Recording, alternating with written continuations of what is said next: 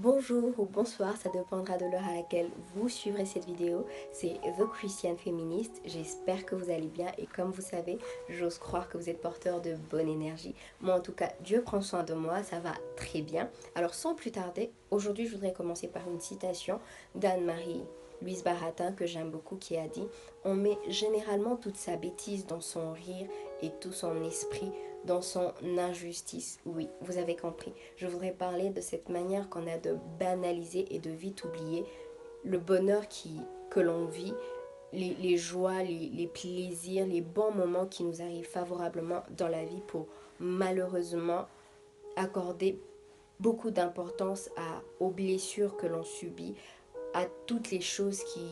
Cette manière qu'on a d'accorder beaucoup d'importance à nos blessures intérieures. Oui, aujourd'hui je voudrais parler des blessures intérieures auxquelles on s'attache. Écoutez, il faut que vous en soyez conscient. Notre présent ne peut pas être un cadeau si notre passé n'a pas été un cadeau. Je m'explique.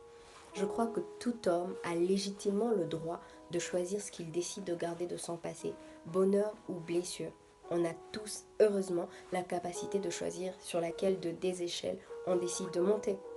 Si je ne retiens que blessure et lourdeur de mon passé, je ne peux pas être présent parce que ce n'est pas je qui vis le présent, mais c'est plutôt mes parts blessées, mes parts brisées, mes parts trahies par les événements ou par les gens qui finissent par vivre le présent.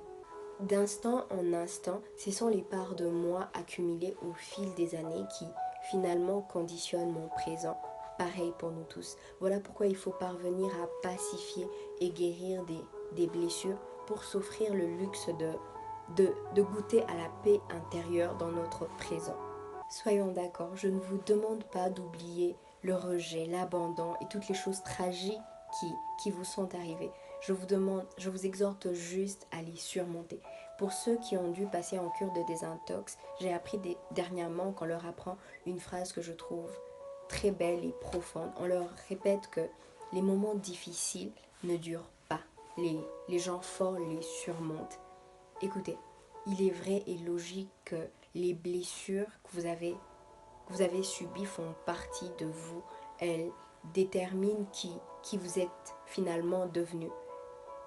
Mais permettez-vous d'aller au-delà, de voir au-delà de leur intensité et de n'en garder que les précieuses leçons. À un moment, il faut permettre à ces épreuves et aux douleurs qu'on a vécues de nous embellir, de faire de nous un instrument par lequel un voisin, un ami, un familier ou une société peut être édifiée et changée. Pour moi, la véritable force, c'est de permettre à une épreuve, à une douleur de nous embellir, de faire de nous une école de sagesse pour autrui, un instrument par lequel un voisin, une société peut être édifiée.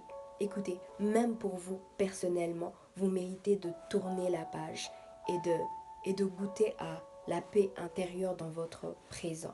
Je voudrais finir en citant le livre de Matthieu.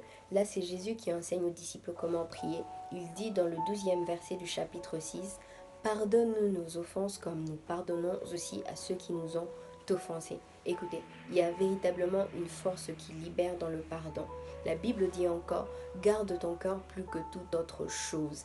Écoutez, permettez à votre cœur d'être libre. Pardonnez à ceux qui vous ont blessé et même, je voudrais dire, pardonnez aux aléas de la vie de vous avoir parfois brisé.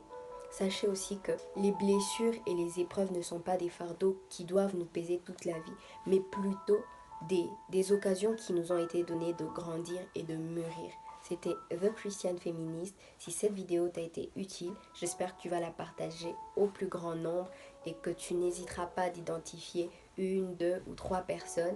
Les commentaires, c'est sur le bas de la vidéo. Je suis à présent sur YouTube aussi. Alors, que Dieu vous bénisse. N'hésitez pas de vous abonner et de me laisser des petits pouces bleus ou des petits cœurs.